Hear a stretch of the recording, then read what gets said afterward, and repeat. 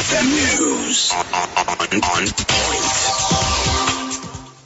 Parliament last evening deferred the deliberations on the clause in the NSSF amendment bill that allows mid-term access to savings to next week. MPs had earlier overwhelmingly supported the proposal to enable workers have mid-term access of savings, but Parliament failed to agree on the percentage and who the beneficiaries should be.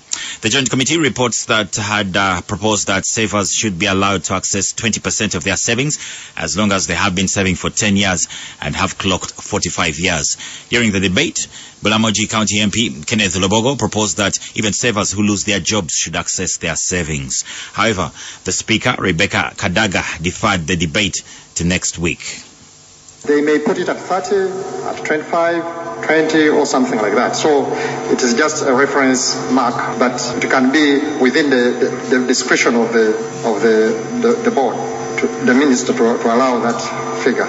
Okay, honour members, I still think that the committee needs an opportunity to study this as against their proposals. Yeah. So I want to defer this together with the issue of those clauses from 13 to 18, so that we can complete them next week. Parliament yesterday also failed to agree on which ministry should be responsible for the NSSF savings, with members of Parliament rejecting the proposal from the State Minister of Planning, David Bahati, and also Minister of Gender, Frank Tumwebaze, to have the scheme under the Ministry of Finance. The Minister for Gender, Frank Tumwebaze, says they left the matter to the President. The matter was left to His Excellency the President, who is constitutionally mandated to assign work to ministries. He made a decision that the Ministry of Finance supervises the fund. As the Ministry of Gender, we agree with that position. We will comply with it, and it does not in any way affect our other policy mandates of regulating labor issues. I felt that should be on the record. There is no fight between the two ministries, and I request members of Parliament to see the logic in the President's letter. Parliament has tasked the Ministry of Education and Sports to clarify on the issue of teachers in government schools who are under the Parents and Teachers Association and have not been catered for during this difficult time of COVID-19. This after the Gulu Municipality Member of Parliament, Leandro Komakech, raised a matter of national importance where he called for government to rescue teachers under this arrangement, saying that they have completely been ignoring them, yet many of them are starving without any help. Komakech also wants Parliament to intervene in the issue of Platinum Microfinance, which is still deducting teachers' salaries who had got loans from them despite the Ministry of Finance promising to ask them to stop the deductions until the situation normalizes. Those in government schools continue to have the basic salary, but those that are under PT arrangement in government-headed schools are totally without anybody's support. And this is one of the greatest challenges that we found out, and I would like to pray that the government of Uganda take this matter very, very seriously, because these are teachers under their supervision. This prompted the Speaker to direct the Minister of Education and Sports to clarify on the matter when she presents a statement on the welfare of teachers next week. Yesterday, we urged the government to come to us and speak to us on the issues of education, including the welfare of the teachers. I want to urge the clerk also to inform the Minister of Education when she's coming to address the issue of the teachers in government schools who are paid by the Parent Teachers Association and not by the government.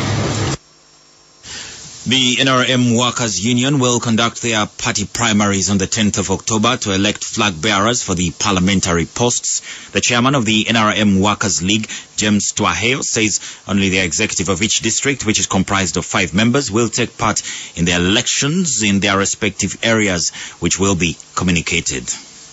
That the voting mode for the members of parliament will be by signing on the name, or rather under the name and picture of the candidate of your choice. Because ours is peculiar. A worker has 4 choices of the members of parliament and 1 choice, additional choice, of the woman member of parliament representing workers. No, there is no way we can line behind all these at the same time. But you can pass here and say, oh, this is a candidate of my choice, you sign before him. Second candidate of my choice, you sign. Third candidate and the fourth. And then you cross over to the women. You say, this is the woman of my choice, and you finish and move off.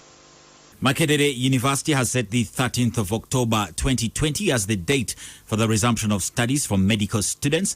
Earlier this month, the president allowed the reopening of institutions with students in the final year taking health-related courses. In a statement issued by the Academic Register of the university, Alfred Masiche Namoa indicates that teaching and learning activities for final year medical students, which were halted following the closure of education institutions, will resume. Masiche has asked students to report to their respective deans in the College of Health Sciences for detailed information and has directed them to ensure they adhere to the standard operating procedures put in place by the Ministry of Health to combat the spread of COVID-19, including mandatory wearing of a face mask at all times. Masiche says that the students will have 8 weeks of studies and 3 weeks of examinations to be able to complete their semester.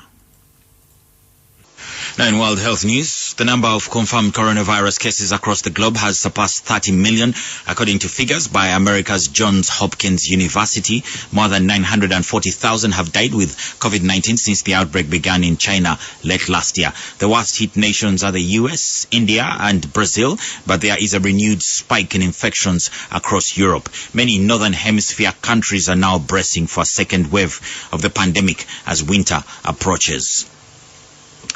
Now in sports, Uganda's long-distance runner Jacob Kiplimo has won the men's 3,000 meters in an event at the Diamond League last night in just 9 days after winning the 5,000 meters race in Ostrava. Kiplimo beat Norway's Jacob Ingebrigtsen down the stretch to come home in 7 minutes, 26.64 seconds in an event at the Stadio Olimpico in Rome in Italy last night. In the race that lived to the billing, Kiplimo's last kick saw him outpace Ingebrigtsen with confidence and determination to take the top spot on the podium. Uganda's Kiplimo is the 2017 IAAF World Cross Country Junior Champion and of course, an event that was held in Kololo, and he also won bronze in the 2016 World Under-20 Championship.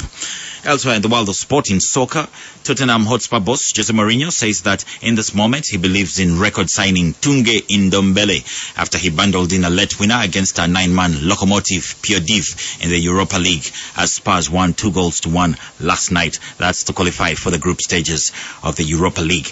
That's the latest XFM News. XFM News on point.